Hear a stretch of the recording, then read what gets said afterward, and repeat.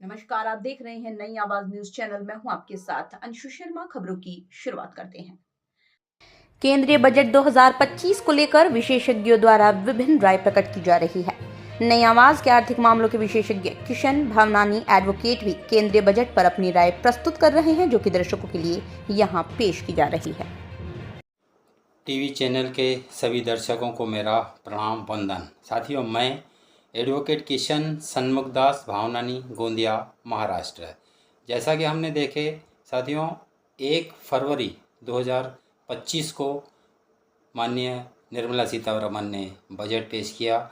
Budget के पहले सभी लोगों ने अपने अपने ढंग से पूर्वानुमान लगाए थे। विशेषज्ञ अपनी अपनी राय बता रहे थे, अपने अपने पूर्वानुमान बता रहे थे, लेकिन सभी ने देखे कि 1 फरवरी 2025 को माननीय निर्मला सीतारमण ने 11 बजे जब बजट पेश किया तो बजट 1 घंटा 17 मिनट चला। मैं पूरी तरह से दूरसंचार माध्यमों के सामने बैठा हुआ था। पूरा बजट मैंने सुना। उसके बाद पूरे जो डिबेट्स हुई, विशेषज्ञों ने अपनी अपनी राय बताए। विशेषज्ञों ने, किसी ने अच्छा बताया, किसी ने उसको बुरा बताए।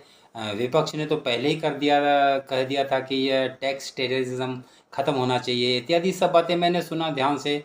और उसके बाद मैंने बजट के संबंध में अपने विचार बनाए। हालांकि मैंने बजट के संबंध में इसके पूर्व 30 जनवरी 2025 को 5 पॉइंट्स में बजट का अनुमान लगाया था। वो बजट मेरा 5 पॉइंटों का बराबर खरा उतरा। पहला मैंने कहा था कि बजट में टैक्स कोड बिल 2025 लाया जाएगा।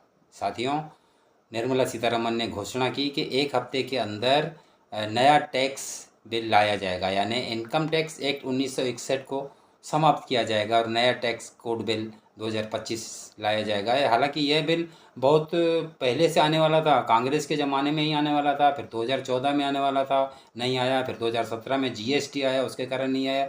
यानी कुल मिला के इस बजट में मेरा अनुमान बिल्कुल सही निकला कि डायरेक्ट टैक्स कोड 2025 आने वाला है और यह इनकम टैक्स एक्ट 1961 समाप्त होने वाला है। दूसरी बात मैंने कही थी कि ओल्ड रिजीम और न्यू रिजीम में ओल्ड रिजीम को ख़त्म करने की कोशिश की जाएगी। नई रिजीम के अंतर्गत अनेक सुविधाएं दी जाएगी, उन्हें प्रोत्साहित किया जाएगा। जैसे एक उदाहरण है कि 12 लाख रुपए इनकम तक के स्लैब में टैक्स फ्री का दिया जाएगा, जो नई रिजीम में दिया जाएगा। यानी इसका मतलब यह है कि पुरानी रिजीम को धीरे धीरे समाप्त किया जाएगा।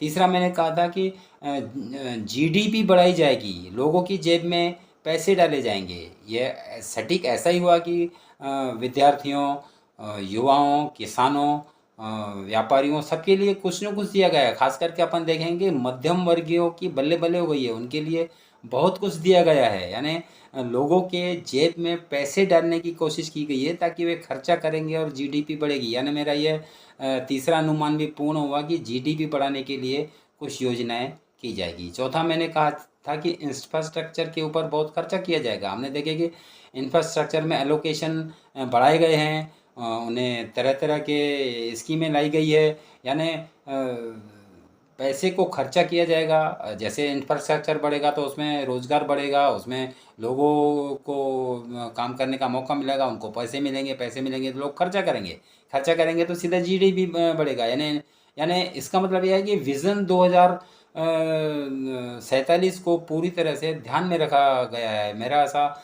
मानना था कि 8% की ग्रोथ रेट हमें बनाए रखना है। इसके लिए हमने देखे कि इस बजट में अनेक कदम उठाया गया है। पांचवा मैंने कहा था कि जैसे कि माननीय अमेरिका के राष्ट्रपति ने अपने शपथ भाषण में अमेरिकी फर्स्ट का नारा दिया था, और मैंने कहा था कि भारत के बजट में भी अपने को इंडिया के बारे में, मेक इन इंडिया के बारे में अपने को अनेक स्कीमें, अनेक चीज़ें देखने को मिलेगी। हमने देखे कि बजट इस तरह से बनाया गया है कि मेक इन इंडिया के ऊपर ग्रोथ कर रहा है बजट। यानी कुल मिला के ऐसा होगा कि बजट इकोनॉमी के क्षेत्र के लिए बहुत अच्छा है। बजट में इकोनॉमी का पूरा पूरा ध्यान रखा गया है, सबको कुछ न कुछ दिया गया है। खास करके अपन देखें को मिडिल वर्ग को दिया गया है। यानी अब ऐसा है कि जो बजट की कुछ लोग आलोचना कर रहे हैं, तो वो ऐसा होता ही है कि कोई अगर 10 चीज़ें अच्छी होती है तो उसमें 2-3 चीज़ें किसी को पसंद नहीं भी आती है, ऐसा होता है। यानी कुल मिला के मैं अपनी बात कहूँ तो मैंने जो 5 पॉइंट्स में पूरा अनुमान किया था, वो पाँचों पॉइंट पूरी हुई। इसके लिए आपको बहुत-बहुत शुक्रिया। आपने मुझे समय दिया, इसके लिए बहुत-बहुत शुक्रिया। तो अभी तक की छोटी बड़ी खबरों में बस इतना ही। बाकी की तमाम क्षेत्र की खबरों को देखने के लिए देखते रहिए नई आवाज न्यूज चैनल। नमस्कार।